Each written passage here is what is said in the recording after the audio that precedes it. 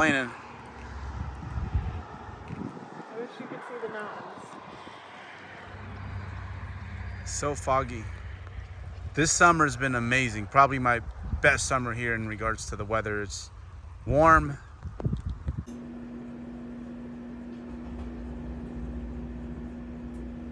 For Robin and Alfred, whoever Morgan Freeman played. I really think that would be good for you. Super Pets, rated PG, now playing only in theaters.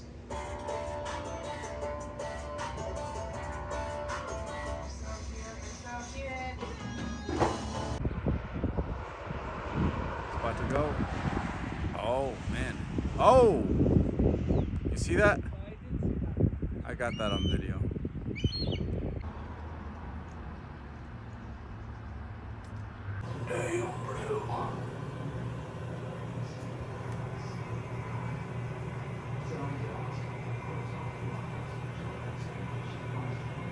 All right, yesterday was a shit show. Wasn't it, baby? It was. I was gonna film that, but it was. We got through it though. We're here today.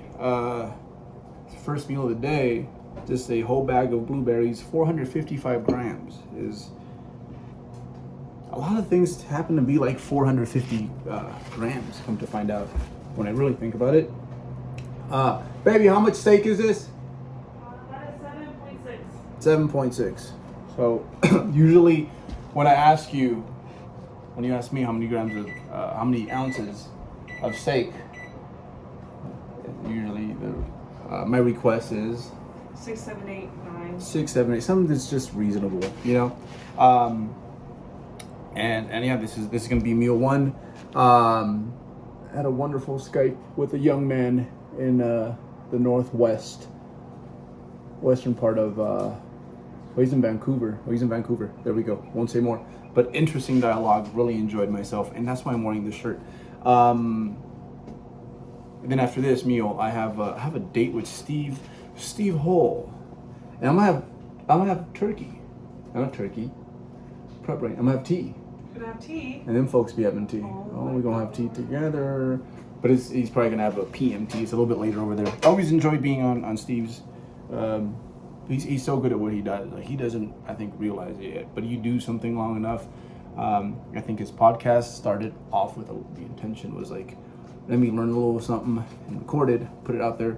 People like me will have interest in it. But he's gotten himself to the point now where, man, he's just like fucking like Larry King of like evidence-based fitness, in my opinion. So peep it if you haven't. But I gotta eat this. I could be well nourished.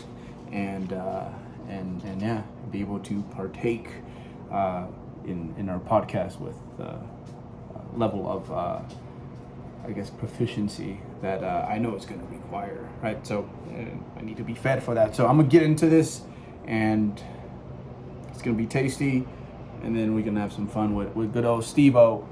Okay, done with the podcast. It went really well, and yeah, it made me realize. I didn't realize this during the podcast, but yesterday, and I'm gonna bring it up in the podcast. And that is that during this whole prep, I've had 2 moments where I've felt dieted. One I can't remember, and then the other one was when Brian was here, and we went to go support our friend at a local show, and that was fine. But it wasn't until like we got back home. Took Brian to the gym, and I remember working at the gym while he was training, and I was like, man, like I feel like it hit me. Is this the moment, like from this point on, we've entered the you feel dieted phase? And no, that was it. And I am 100% trying to avoid the feeling of having it suck and trying to see how much I can get away with. Because, you know, my first prep, honestly, first time I got shredded, I think it sucked like, in hindsight, about 70-80% of the time. And then every time we done it, again, got our ass peeled, but we've lowered the amount of shittiness, and I want to see how much I can get away with. And I think one thing that definitely helps is just a lot of the moving parts that I am doing. It's just a little unorthodox when it comes to this prep, whether it's the auto-regulating the intake, doing everything I can to, modulate stress, knowing what's around every corner, I think that definitely helps. But I think a big thing is just having less metrics to follow, because metrics in some ways they are restrictions, right? I think that's helped immensely. So right now I've had 2 instances, not even days, where I felt dieted, and since then I swear to you, this feels like maybe what I feel like going from like 185 to like sub 180. But I just got to the point where I'm about 6 pounds away from stage weight. So we'll see. Man, so many facial close-ups of me just yapping it up in this one. I'll try to do less of that from here on. Okay, a lot more training this go around. Training, super important when you're prepping. You need to have as much control over this segment of things as you do with the dieting. Had my boy Darren spot me, powerlifter, and or power builder.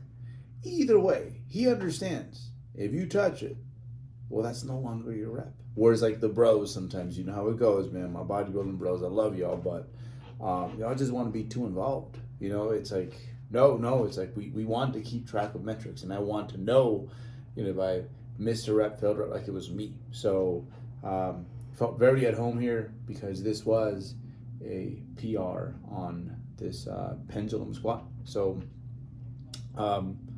yeah, I'm in control, which means that, you know, the first time I prepped, I remember, first of all, it was a shitty diet. My training ran more along the lines of like, hey, let's just do this just in case. You know what? Let's just do this just in case. And obviously, you know, more attempts, you're more likely to have some good stuff within what you're doing.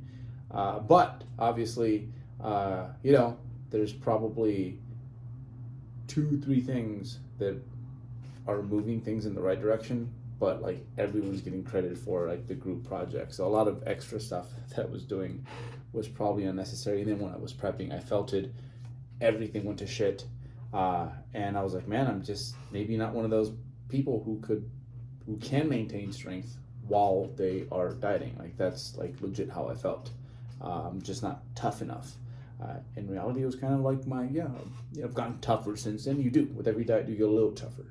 As you get thinner skin, you build thicker skin. However, I was just setting myself up for failure, basically, given how I was training. Like, hey, you know, 30, 40 sets of work per body part, I'd say on a weekly basis. Yeah, you can get away with it when you're, you know, fresh out the box, 22, 23, no injuries, right? But once you diet, you start to see, you know, what are the flaws within your system. So eventually we got better at that, like at organizing our efforts when it comes to our training. And fast forward, like I've gotten a little bit better when it comes to managing things. So a huge error that I made after I figured out like how to maintain performance is that I was too insistent on doing that, to the point where it's like, yeah, you can do it, but is this the best thing to do, given the fact that for the most part, the main objective here really is just to maintain what you put on during the off season. So I was training way too hard in some cases. Now I'm in control, and like, okay, I can move things in this direction if I want to, but honestly, there's like just this sweet spot where I want to hang around at, which I know is going to be plenty enough to maintain muscle and keep myself safe. And it took a long time to get here, so I think I finally got that like taken care of. And a good way to look at it is, you know, every session, like when you're training in the off season, like there's a rate of perceived effort for the session. For the most part, within the framework of the work that I want to do, that I have assigned for myself, I will try to keep my sessions to about the same RPE as like for the whole session as a whole. Like how hard was that session at the end of the day? That's what I mean here, just to make that clear. I try to keep it very similar to what it feels like, and I know that like my sweet spot, say in the off season, just throwing out numbers here, maybe it's a 7.2, 7.3. That lets me get like 6 to 8 weeks of like really good continuous progressive training. And if I go beyond that too often, I can find myself chasing my own tail basically, right? So I try to do that here, like keep the metric the same, like the end of session RPE,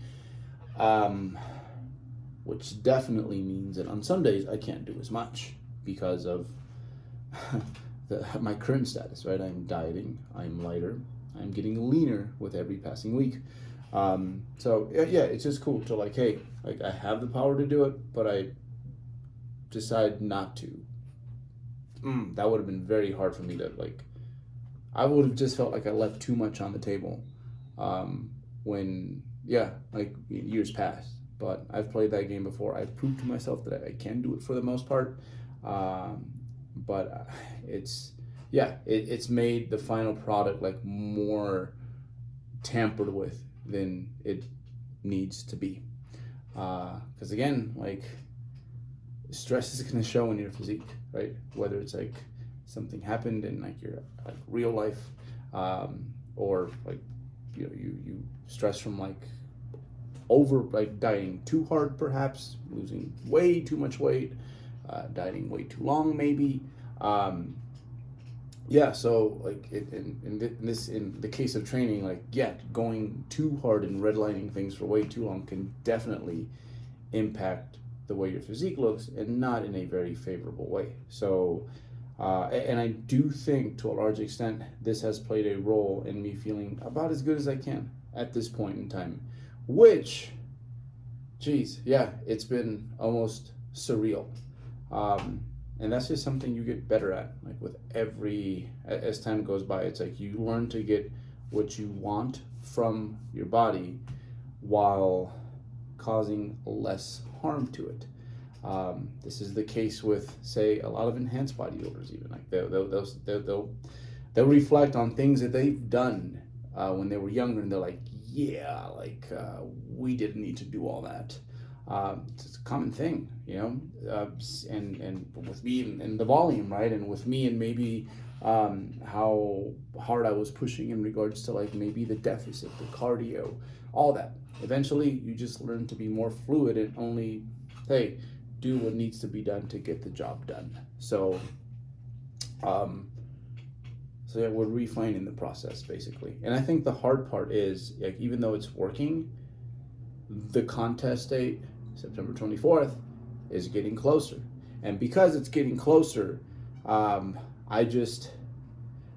like, okay, like keep your head on straight, Bert. Like you can,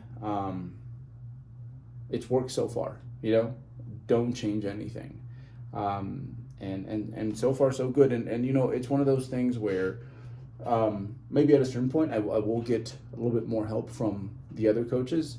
But as of right, it's just such an unorthodox way of doing things, like meal by meal, day by day, just kind of making it up as I go along, right? And best way to describe it is again, it's like, hey, most of you guys out there, say if you found yourself at 25% body fat, you could probably get yourself to like 20% body fat without necessarily tracking, while still being able to like maintain, your performance, your peace of mind, not have to like, track everything like to, the T, right?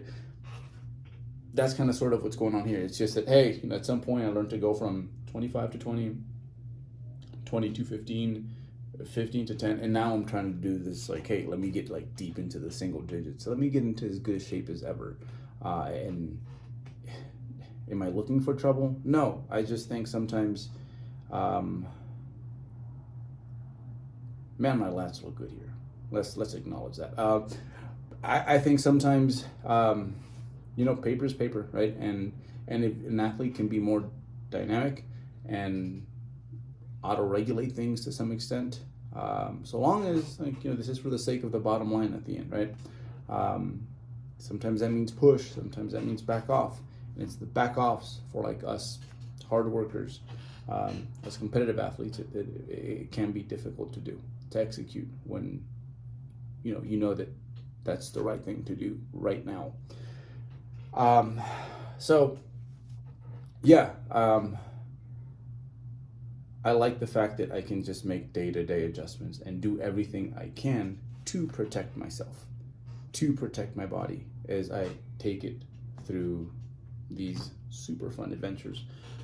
So yeah, it's working so far. Again, this is the healthiest I've ever felt at this body weight, to the point where hey, cameo appearance from like our brand new coach here, Brian Meyer. I was teasing him that usually I find like the young guys, right, to do this, but hey, he deadlifts like well north of 600, so felt at ease with that. But yeah, I don't know, man. I just feel like I'm in control, and part of prep. Part of the reason that we recommend that like the youth like partake in sports is because you get to learn about yourself as you interact like with this world, as you try to get shit done in this world, right? A lot of you becomes exposed, and no different when it comes to contest prep. Like that's, yes, I'm here to try to net me a good placing at my shows to improve my physique for sure, but also it's like, okay, let me see what I'm made out of. Like this is a test.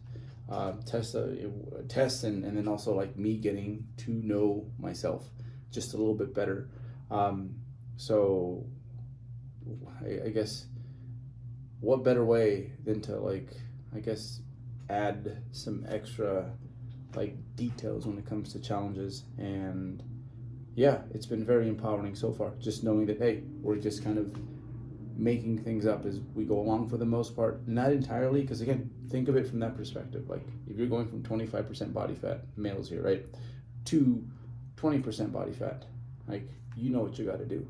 You figure it out, you get it done, and yeah, it makes sense. It's just that I'm doing it in a probably much leaner place that the margin of error is a little bigger, but been competing since 2007, and the sport has been a big part of my life in one way or another since 1999. So yeah, like not even the 2000s. So sounds crazy, but that is why I'm able to do what I do. So Matt just kind of talked over the training, didn't go over like what I'm doing, why I'm doing it, but hopefully you guys found this useful. I'm gonna have this along with some stuff on the front side, just random thoughts and things that float through my head, throughout the week. I'm gonna be a little bit more organized with these, especially as we get deeper, and there's more that I probably should make note of while I'm here, things that I should get in video for myself, for you guys, so that y'all can eventually do better than I do. I'll see you guys next week.